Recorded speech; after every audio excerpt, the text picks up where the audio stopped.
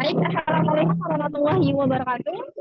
Kami dari kelompok 2 akan mempresentasikan hasil dari tugas besar kami yang berjudul perbandingan penggunaan algoritma KNN dan Naib Bayes dalam prediksi pasien gagal jantung.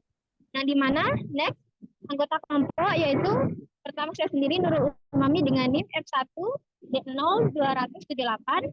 Yang kedua ada Muhammad Yusuf Baihaqi dengan NIM 1 tolong oke. Dengan NIM M1D018066. Yang ketiga ada Nur Laila Ramadiatan dengan NIM F1D019083 dan yang terakhir ada Winarti Solehati dengan NIM F1D0190191005.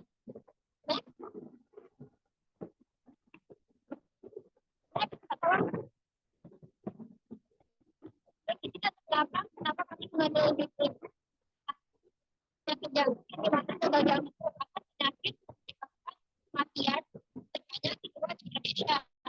Setelah berdasarkan data dari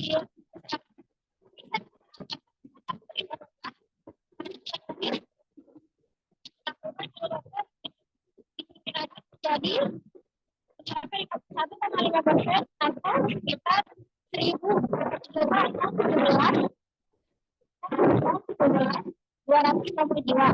Jadi mana kami menggunakan algoritma KNN dan Naib Bayes untuk klasifikasi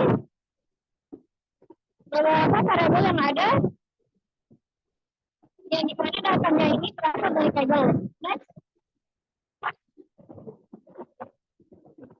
Oke, dataset ini tadi yang saya sebutkan itu data dari Kaggle dan jumlah data sebanyak 1.918 dan beberapa variabel input bisa dilihat seperti umur, seks, kolesterol dan sebagainya. Next. Oke, di sini pengenalan tentang KNN, di mana KNN merupakan salah satu metode untuk melakukan klasifikasi yang di mana di sini klasifikasikan hasil quiz baru berdasarkan identifikasi kelas terbanyak di KNN. Tujuan dari algoritma KNN adalah untuk melakukan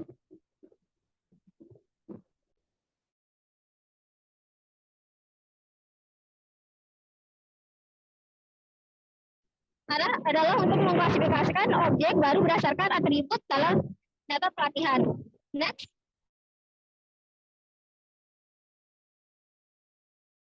Oke, di sini ada Naib Bayes, di mana Naib Bayes merupakan salah satu metode untuk melakukan pendekatan secara dasar yang digunakan dalam mengenal pola, yang dimana pendekatan ini didasarkan pada kuantifikasi trade-off antara keputusan klasifikasi yang berbeda berdasarkan penggunaan probabilitas dan biaya yang terkait dengan keputusan. Yang dimana dengan melakukan dua metode ini, yaitu kita membagi data menjadi data parameter dan data yang nanti datanya itu dibagi secara random. Nah, seperti saya rekan saya untuk menjelaskannya. Terima kasih. Baik, untuk selanjutnya, untuk studi literatur, di sini pertama diteliti oleh Hussein Aziz, DKK pada tahun 2020 dengan metode KNN dan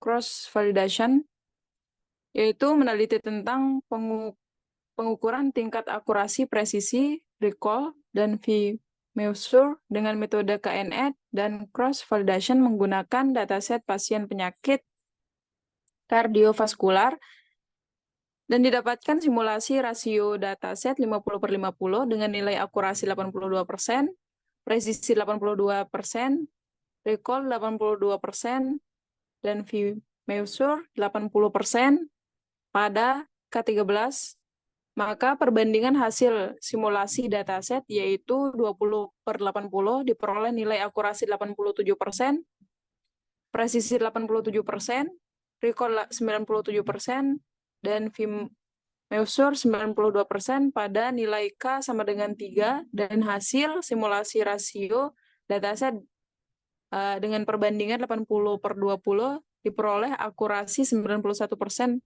presisi 92%, recall 60%, dan V-measure 72% pada nilai K5. Next.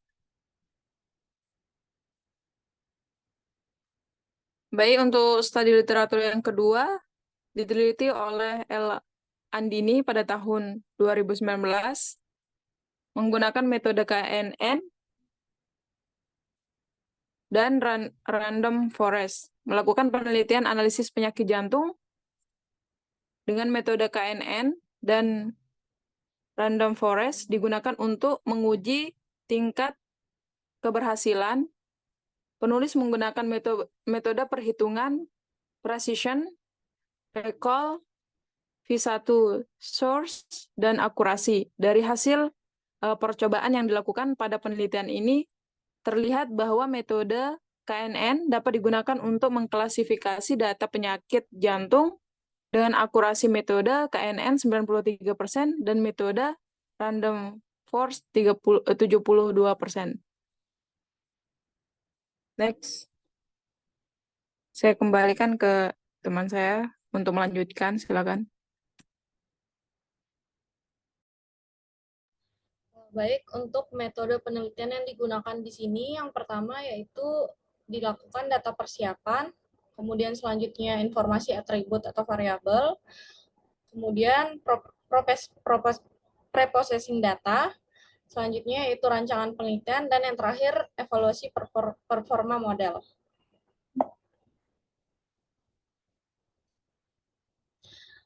Baik, untuk hasil dan pembahasan dari percobaan kami di sini, untuk yang menggunakan KNN, di sini dengan jumlah dataset yang digunakan yaitu 918 data, klasifikasi KNN menggunakan nilai keterangan K sebagai parameternya. Nilai K ini berupa bilangan integer ganjil dari 1 sampai 11. Nilai K ganjil digunakan karena label pada variabel depend dan genap. Berdasarkan tabel yang dapat dilihat pada slide, dihitung rata-rata akurasi yang didapatkan menggunakan klasifikasi KNN sebesar 66,38% dengan akurasi terbaik yaitu 70%, didapatkan menggunakan nilai K sama dengan 5.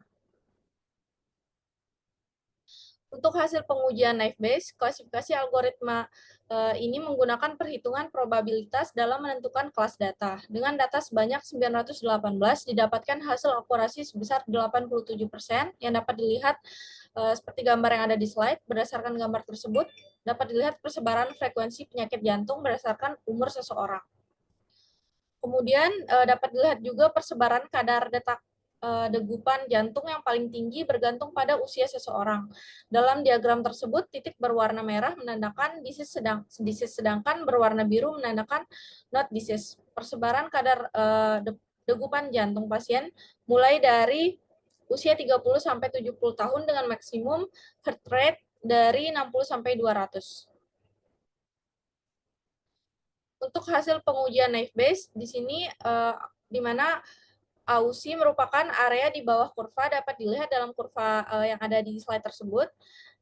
Terdapat nilai AUSI dari metode naive Bayes dan KNN. Dalam kurva tersebut dapat dilihat nilai AUSI dari metode naive Bayes adalah 0,86, sedangkan nilai AUSI pada metode KNN adalah 0,66.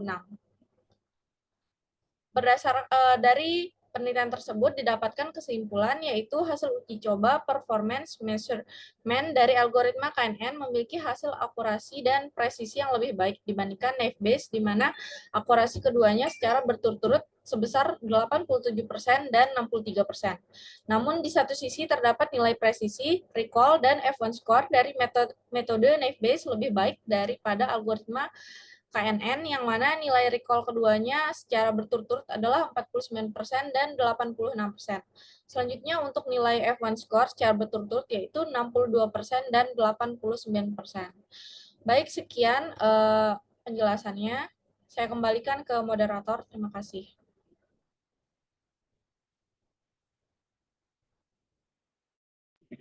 Baik, mungkin itu saja dapat sampaikan dari kelompok kami. Kurang lebihnya mohon maaf. Assalamualaikum warahmatullahi wabarakatuh.